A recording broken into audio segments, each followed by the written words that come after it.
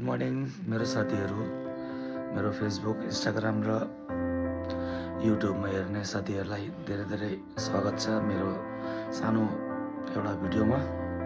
र आज सन्डे हो, आज 16 तारिक भइहाल्यो र आजको दिन चाहिँ म भर्खरै उठेको हो। हिजो बेसी लेट भयो, बाहिर गएको थिएँ अलिकति कामले हो।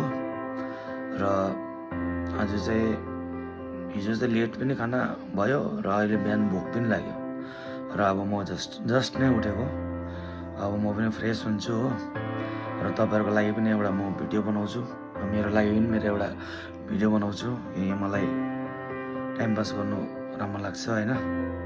र आज चाहिँ मेरो के छ भन्दाखेरि ब्लग छैन, आफ्नोपट्टि कहीँ जाने टाने छैन।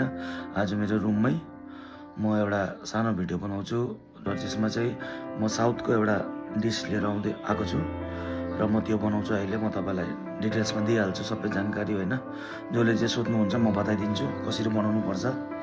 र यो डिस चाहिँ मेरो घरमा चाहिँ बाबाले बनाउनुहुन्छ हो, मिठो बनाउँछ पुरा। त्यस बाबासँग म प्रेरित भएर चाहिँ मैले यो पनि सिकेको होइन।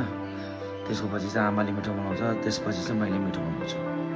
र आजको भिडियो त्यसमै हुन्छ। र एउटा चाना र बदामको एउटा आलु हालेर घुगनी छ टाइपको, त्योसँग चाहिँ त्यसलाई लिनुपर्छ। म टोटल तपाईँलाई यसको डिटेल्सहरू सबै कुरो दिइहाल्छु, के मर मसला हाल्नुपर्छ होइन। र मेरो यो भिडियोमा लास्टसम्म बनिरहनुहोस्। तपाईँलाई राम्रो लाग्छ भने मेरो च्यानललाई पनि सब्सक्राइब गर्नुहोस्, मलाई पनि फलो गर्नुहोस्, इन्स्टाग्राममा एफबीमा पनि फ्रेन्ड रिक्वेस्ट पठाउनुहोस्। म सबै जग्गा तपाईँलाई फलो ब्याक एक्सेप्ट सब जग्गा गर्छु।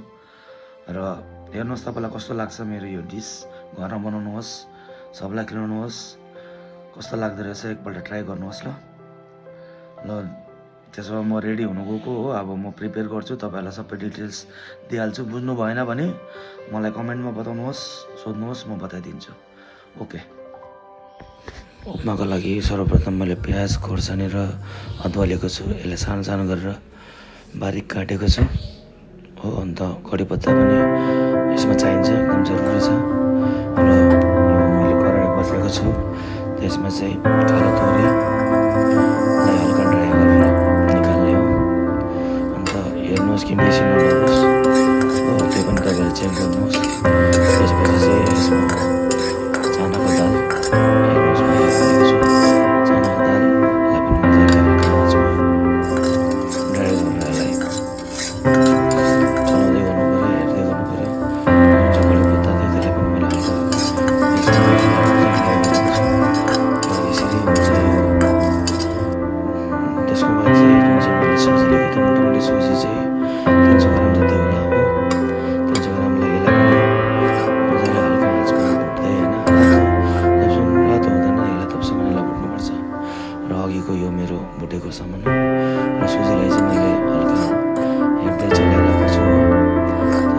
तर लास्टमा हेर्नुहोस् कस्तो हुन्छ भिडियोमा। यसलाई हल्का गरेर यसलाई मैले निकालेको छु। यसको दृश्य यस्तो छ, हल्का रातो भइसकेको छ। अनि फेरि मैले कराई चलाएर यसको प्रोसेस अलिकति टाइम लाग्छ। र यसमा मैले रिफाइन तेल लिएको छु, प्याजहरू के सामान छ त्यो सामान